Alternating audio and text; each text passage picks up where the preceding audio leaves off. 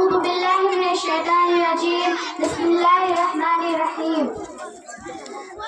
پگھلنا علم اقرأ باسم ربک الذی خلق پگھلنا علم کی خاطر مثال شمع زیبا ہے پگھلنا علم کی خاطر مثال شمع زیبا ہے بغیر اس کے نہیں پہچان سکتے ہم خدا کیا ہے صدر محترم حکم صاحبان میری ماں بھائیوں اور بہنوں السلام علیکم ورحمۃ اللہ وبرکاتہ آج کی اس پربھار محفل میں میری تقریر کا موضوع ہے تعلیم سکھاتی ہے جینے کا سلیقہ فانوس بن کر جس کی حفاظت ہوا کرے فانوس بن کر جس کی حفاظت ہوا کرے وہ شمع میں کیا بجھے جسے روشن خدا کرے